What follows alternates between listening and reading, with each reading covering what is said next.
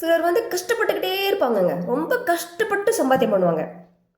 ஆனால் கையில் வர வருமானம் பார்த்தீங்கன்னா அவ்வளோ போதுமானதாக இருக்காது. ரொம்ப கம்மியாக தான் சம்பாதிப்பாங்க. சிலர் வந்து ரொம்ப சாதாரணமாக தான் இருப்பாங்க.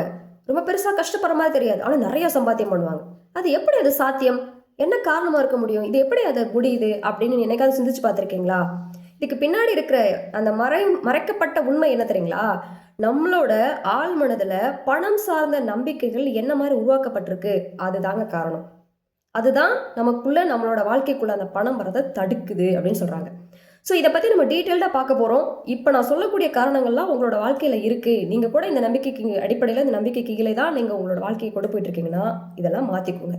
மாத்துறது மூலமா பண வரவு அதிகமாயிடும். கிளியருங்களா? நான் ஹீலர் சந்தானலட்சுமி. கடந்த 12 வருடங்களா ஹீலிங் மூலமா மக்களோட பிரச்சனைகளை சார்ட் அவுட் பண்ணிட்டு இருக்கேங்க. ஓகே, கோர்ஸ் நடத்திட்டு இருக்கேங்க. இப்போ நம்ம இந்த பணம் வரதுக்கு என்னெல்லாம் தடை அப்படின்றத நம்ம பார்க்கலாம். ஃபர்ஸ்ட் ஒன்று என்ன அப்படின்னு பார்த்தீங்கன்னா, நம்ம குழந்தை பருவத்தில் பெரும்பாலும் நம்ம கேட்டிருப்போம், பணம்னா கஷ்டப்பட்டு சம்பாதிக்கணும், பணம் வச்சுருக்கவங்களாம் கெட்டவங்க, அவங்க வந்து நல்லவங்களாம் பெரிய பணம் சம்பாதிக்க முடியாது, இவங்களாம் கெட்ட வழியில் தான் பணம் சம்பாதிச்சிருப்பாங்க. இந்த மாதிரியான விஷயங்களை கண்டிப்பாக நம்ம கேட்டிருப்போம். நம்ம வாழ்ந்த சூழ்நிலை அப்படி தான் இருக்குது. ஆனால் இதெல்லாம் உண்மையானு கேட்டிங்கன்னா அதுக்கு வந்து கேரண்டி கிடையாது, உண்மை கிடையாது. நம்ம யாரையும் போய் நம்ம பார்க்கல, பெரிய பணக்காரங்களோட நம்ம போய் பழகலை, அதெல்லாம் நம்ம செய்யலை. ஆனால் இதெல்லாம் கேள்விப்பட்ட விஷயங்கள். ஆனால் இந்த நம்ம கேட்ட விஷயங்கள்லாம் நமக்குள்ளே என்ன மாதிரியான நம்பிக்கை உருவாக்கியிருக்கு அப்படின்னா, பணம் அப்படின்றது கஷ்டப்பட்டு சம்பாதிக்கணும், நிறைய பணம் வச்சுருக்கிறவங்க நல்லவங்களா இருக்க மாட்டாங்க. ஸோ இந்த மாதிரியான நம்பிக்கைகள் உருவாக்கப்பட்டிருக்கு. ஸோ இந்த நம்பிக்கை ஆட்டோமேட்டிக் என்ன ஆகுது, பணம் நமக்குள்ள. அப்போ இப்படியெல்லாம் நினச்சா எப்படி நம்மக்கிட்ட பணம் வரும்? பணத்தை பற்றி இந்த மாதிரி எதிர்மறையான எண்ணங்கள் நமக்குள்ளே இருக்குது, நம்பிக்கைகள் இருக்குது அப்படின்னா நம்மக்கிட்ட எப்படி பணம் வரும்? ஸோ அது ஒரு முக்கியமான பணம் வரதுக்கான தடைங்க. சரிங்களா? இதெல்லாம் வந்து சைல்ட்ஹுட்ல ஏற்பட்ட பிலீஃப்ஸ், அந்த பிலீஃப் சிஸ்டத்துக்குள்ளே இதெல்லாம் கிரியேட் பண்ணப்பட்ட விஷயங்கள். ரெண்டாவது என்னன்னு பார்த்தீங்கன்னா, நிறைய பணம் சம்பாதிக்கிறதே பிரச்சனையாக சில பேர் பார்ப்பாங்க. அந்த மாதிரி வாய்ப்புகள் வந்தால் கூட வேணான்றுவாங்க. எப்படி நம்ம நிறைய பணம் சம்பாதிச்சா நம்மளை சுற்றி இருக்கணும், நம்மளை எப்படி பார்ப்பாங்க, நம்மளையும் கெட்டவங்களா நினைப்பாங்களோ, நிறைய பணம் இருந்தால் நம்மளை வந்து கெட்டவங்கன்னு மற்றவங்க மதிப்பிட்டுருவாங்களோ அப்படின்னு சொல்லிட்டு சிலர் வந்து அந்த பணம் வரதே வேணாண்டுவாங்க. எனக்கு இது போதும், எனக்கு உள்ளதை வச்சு நான் நல்லது செஞ்சால் போதும், எனக்கு இது போதும் அப்படின்ற மாதிரியான மனநிலையில் இருப்பாங்க.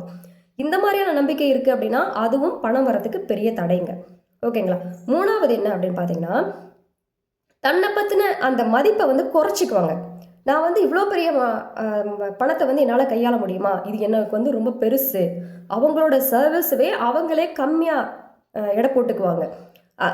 அவங்க அந்த சம்பளம் கேட்கும்போதே பார்த்தீங்கன்னா நல்லாவே தெரியும் இது நல்லா ஒர்த்தான ஒரு சர்வீஸ் அவங்க பண்ணுறாங்கன்னு. ஆனால் அவங்களோட மதிப்பை வச்சு அந்த சர்வீஸையும் என்ன சொல்லுவாங்க, ரொம்ப லோவாக அவங்க செட் பண்ணுவாங்க. அவங்களோட சம்பளத்தையும் அவங்க அந்த மாதிரி தான் ஃபிக்ஸ் பண்ணுவாங்க. பிகாஸ் அவங்க மேலே அந்த செல்ஃப் ஒர்த் வந்து ரொம்ப கம்மியாக இருக்கும். தன்னைத்தானே அந்த மதிப்பு வந்து கம்மியாக அவங்க நினச்சிக்குவாங்க. இதுவும் ஒரு வகையான ஒரு தடை தாங்க, பணம் வரத்துக்கான தடை. நம்மளை பற்றின உயர்வான மதிப்பு இல்லை, குறைவான மதிப்பீட்டுக்குள்ளே நம்மளை வச்சுருக்கிறோம் அப்படின்னா அந்த இதுக்கு தகுந்த மாதிரி தான் அந்த பணம் நம்மக்கிட்ட வரும். ஸோ இதுவும் ஒரு பெரிய தடைங்க. இன்னொரு விஷயம் என்ன, நாலாவது விஷயம் என்னன்னு பார்த்தீங்கன்னா, பணம் செலவு பண்ணுறதுக்கு தயங்குறது. நல்ல ப்ராட் திங்கிங் இருக்கிறவங்க, நிறைய மணி நல்ல பணம் வரத்து இருக்கக்கூடிய பீப்புள்ஸ் பார்த்தீங்கன்னா, தொழிலதிபர்கள்லாம் பார்த்தீங்கன்னா செலவு பண்ணால் தயங்கவே மாட்டாங்க, நல்லா செலவு பண்ணுவாங்க. அது என்ன காரணம்னா அவங்களுக்கு தெரியும் எப்படி பணம் வந்துடும் அப்படின்ற ஒரு பெரிய நம்பிக்கை அவங்கக்கிட்ட இருக்கும். ஆனால் நம்மளை போல மிடில் கிளாஸ்லேருந்து வர்ற மக்கள் என்ன மாதிரியான மைண்ட் செட்டப் இருப்போம்னா, பணம் இருந்தால் அதை பத்திரமா வச்சுக்கணும்ல, சேஃப்டி பண்ணிக்கணும்ல, இது நம்ம வந்து செலவு பண்ணிட்டா நாளைக்கு இது எப்படி நம்ம இதை சேர்க்கறது, இதுதான் பெரும்பான்மையான மக்கள் இப்படி தான் நம்ம யோசிப்போம். ஸோ இது வந்து பணம் வரத்துக்கு பெரிய தடைங்க.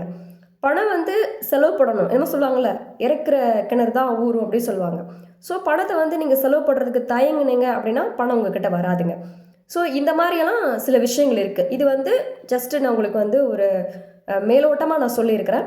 இந்த பணம் நமக்குள்ளே வரதுக்கு தடையாக இருக்கிறதுக்கு இதை போல் இன்னும் பல காரணங்கள் இருக்குங்க. ஸோ இது எல்லாத்தையும் நம்ம சரி பண்ணிக்க முடியும். ஃபஸ்ட்டு இதுதான் காரணம்னு தெரியாமலே நிறைய பேர் அந்த ட்ராவலில் நம்ம போயிட்டுருப்போம். ஏன்டா நம்மக்கிட்ட பணம் வரல, வர பணம் நிற்க மாட்டேங்குது, வந்தாலும் கூட ஏதாவது ஒரு வகையில் செலவாயிடுது, மாத கடைசியானால் பற்றாக்குறையில் தான் இருக்குது, தேவைக்கும் கம்மியாக தான் நம்மக்கிட்ட பணம் வருது, அந்த சர்வைவல் லைஃபே ரொம்ப போராட்டமாக தான் போகுது. இன்னும் சில பேர் வந்து டெப்ட்டில் இருப்பாங்க, கடனில் இருப்பாங்க. இப்படி கடன் ஒவ்வொரு நாளும் இந்த ப்ரெஷரோடய நம்ம இந்த மாதிரி ஒரு மன அழுத்தத்திலே இருக்கிற மாதிரி இருக்கே, இந்த பணத்துக்காக ஓடிக்கிட்டே இருக்க வேண்டியதாக இருக்குது. இதெல்லாம் நம்மளோட மனநிலை, மனக்குமுறல்கள். ஸோ இதிலிருந்து எல்லாம் நீங்கள் வெளியே வர முடியுங்க. இதே மாதிரியான மனநிலையில் தான் ஒரு காலகட்டத்தில் நானும் இருந்தேன். சரிங்களா? எல்லாரும் வந்து எல்லாமே எல்லாம் தெரிஞ்சுட்டுலாம் வர முடியாது இல்லைங்களா? ஒரு காலகட்டத்தில் எனக்கும் இது தாட் இருந்தது, பணம் இருக்கிறவங்களாம் கெட்டவங்க அப்படின்ற தாட் எனக்கும் இருந்தது. ஸோ அதெல்லாம் சில பல புரிதலுக்கு அப்புறமா சில பயிற்சிகள் படித்தது சில இதுக்கெல்லாம் தாண்டினதுக்கு அப்புறம் தான் புரிய வந்தது பணம் அப்படின்றது ஒரு ஆற்றல். அதை வந்து நம்ம வந்து பொருளாவோ இல்லை அதை ஒரு காகிதம் சம்திங் எல்ஸ் ஏதோ ஒரு மாதிரி அதை நம்பி பண்ணிடுறோம். ஆக்சுவலி அது அப்படிலாம் இல்லை. இதுக்கு பின்னாடி இருக்கிற இந்த மாதிரியான அந்த நம்பிக்கைகள் எல்லாமே வந்து முற்றிலும் பொய்யானவை.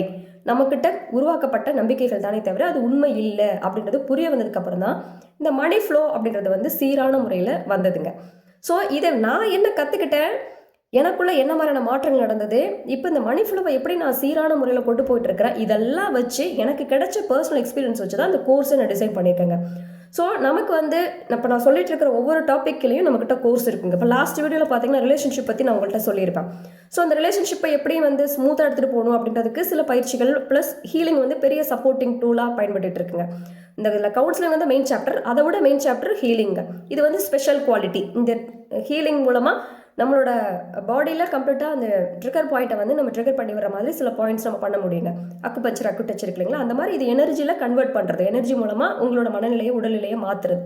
ஸோ அது ஒரு சப்போர்ட்டிங் டூலாக செயல்பட்டுக்கிட்டு இருக்குது. அதை தாண்டி சரியான ஒரு இன்ஃபர்மேஷன், சரியான ஒரு தகவல், சரியான ஒரு கைடன்ஸ் உங்களுக்கு கொடுக்கும்பொழுது அது கரெக்டாக ஃபிக்ஸ் ஆகிடுதுங்க. ஸோ அதனால தான் இங்கே வந்து ரொம்ப குயிக் அண்ட் ஃபாஸ்ட்டாக உங்களுக்கு வந்து ரெக்கவரி அண்ட் நீங்கள் எதிர்பார்க்கக்கூடிய விஷயங்கள் இந்த ஹோம் ஆஃப் ஹெவனில் நடந்துட்டுருக்கு. சரிங்களா? ஸோ இந்த பணம் சார்ந்த இந்த மாதிரியான தடை உங்களுக்குள்ளே இருக்குது அப்படின்னா இதை எப்படி ஹீல் பண்ணிக்கலாம், எப்படி இதை குணப்படுத்தலாம், எப்படி இந்த தடையை வந்து நம்ம சரி பண்ணலாம், இதுக்கு வந்து தனியாக மணிக்கான கோர்ஸ் இருக்குங்க. ஓகேங்களா? இந்த மணி பிளாக்ஸை ரிமூவ் பண்ணுறதுக்கு நம்மக்கிட்ட கோர்ஸ் இருக்குது. ஸோ உங்களை யாருக்காவது மணின்றது எல்லாருக்கும் தேவைதான். இன்னும் நல்ல அபரிவிதமான மணி வரணும்னா அதுக்கு நீங்கள் ஒரு விஷயம் பண்ணணும். அதெல்லாம் நீங்கள் என்ன பண்ணணும், எங்கேருந்து ஸ்டார்ட் பண்ணணும், எப்படி வந்து அதை கன்க்ளூஷன் கொண்டு வரணும், என்ன மாதிரியான பயிற்சிகள் நீங்கள் பண்ணணும், என்னெல்லாம் பண்ணால் மணி ஃப்ளோவை உங்கள் வாழ்க்கைக்குள்ளே அதிகப்படுத்தலாம், இதெல்லாம் நீங்கள் கற்றுக்கலாம். ஸோ எல்லாத்துக்கும் சான்சஸ் இருக்குது, வாய்ப்புகள் இருக்குது. நீங்களும் பெரிய வாழ்க்கையை வாழ முடியும், நிறைய சம்பாத்தியம் பண்ண முடியும். மணின்றது ஒரு ஆற்றல் அப்படின்றத முதல்ல நீங்கள் புரிஞ்சுக்கணும். எப்படி நீங்கள் அதை வந்து மணி வரத்துக்கு நீங்கள் என்ன பண்ணணும் அப்படின்றத கற்றுக்கலாம், நீங்கள் மணி சம்பாதிக்கலாம். சரிங்களா? ஸோ இப்போ நான் சொல்லப்பட்ட விஷயங்கள் உங்களோட வாழ்க்கைக்குள்ளே இருந்ததுன்னா இதுலேருந்து வெளியே வரதுக்கு முயற்சி பண்ணுங்கள். இதெல்லாம் தடைன்னு தெரிஞ்சு போச்சு. இதை தாண்டி இன்னும் என்னெல்லாம் இருக்குது, இது எப்படி முழுவதுமாக ஒரு ஸ்ட்ரக்சர்டாக தெரிஞ்சுக்கலாம் அப்படின்ற ஒரு எண்ணம் உங்களுக்குள்ளே இருந்தது அப்படின்னா கீழே இருக்க நம்பருக்கு நீங்கள் வாட்ஸ்அப் பண்ணுங்கள். கோர்ஸ் பற்றின தகவல் தெரிஞ்சுக்கோங்க. வாட்ஸ்அப்பில் உங்களுக்கு டீட்டெயில்ஸ் எல்லாம் அனுப்புவாங்க. வாய்ப்பு இருந்தது, உங்களால் அஃபோர்டபுள் அப்படின்னா கண்டிப்பாக கோர்ஸ் எடுத்துக்கோங்க. முழுவதுமாக கரெக்டாக தெரிஞ்சுட்டு அந்த விஷயத்தை சரி பண்ணிக்கோங்க. மணி தான் இருக்கிறதுல ரொம்ப சுலபமான விஷயம். மணி சம்பாத்தியம் பண்ணுறதா ரொம்ப சுலபமான விஷயம் அப்படின்றதே எனக்கு தெரிஞ்சுக்கிறதுக்கே பல வருடங்கள் எடுத்துருச்சுங்க. பல வருடத்துக்கு அப்புறம் தான் நானே இந்த விஷயத்தை புரிஞ்சுக்கிட்டேன். ஸோ உங்களுக்கும் அந்த புரிதல் ஏற்படணும் அப்படின்னா வாங்க கோர்ஸ் கற்றுக்கோங்க. நன்றி.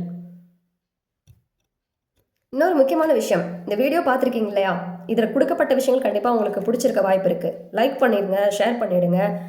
சப்ஸ்கிரைப் பண்ணாமல் பார்த்துட்டு இருந்தீங்கன்னா சப்ஸ்கிரைப் பண்ணிவிடுங்க. பெரும்பாலும் என்னோடய வீடியோவில் நான் இதெல்லாம் சொல்கிறது இல்லை. பட் இப்போ நான் அந்த இதில் பார்க்கும்போது தான் தெரிஞ்சது, யூடியூப் அந்த ஸ்டுடியோவில் பார்க்கும்போது நிறைய பேர் வந்து சப்ஸ்கிரைப் பண்ணாமல் பார்த்துட்ருக்கீங்க அப்படின்றது தெரிய வந்தது. ஸோ அதனால் இதை ரிமைண்டர் பண்ணணும் அப்படின்ற மாதிரி தாட் எனக்கு தோணுச்சு எனக்கு. ஸோ நீங்கள் சப்ஸ்கிரைப் பண்ணாமல் பார்த்துட்டு இருந்தீங்கன்னா சப்ஸ்கிரைப் பண்ணுங்கள். ஈச் அண்ட் எவ்ரிடே ஒரு இம்பார்ட்டண்ட் கண்டென்ட்டோட தான் நான் கூட வரேன், நான் உங்ககிட்ட கனெக்ட் ஆகிறேன். ஸோ நீங்கள் வந்து சப்ஸ்கிரைப் பண்ணி வச்சா தான் அதில் வரக்கூடிய தகவலை நீங்கள் தெரிஞ்சுக்க முடியும். ஸோ கீழே இருக்க பெல் பட்டனை கிளிக் பண்ணி சப்ஸ்கிரைப் பண்ணி வச்சுக்கோங்க. ஓகேங்களா? உங்கள் நண்பர்களுக்கும் இதை ஷேர் பண்ணுங்கள். நன்றி.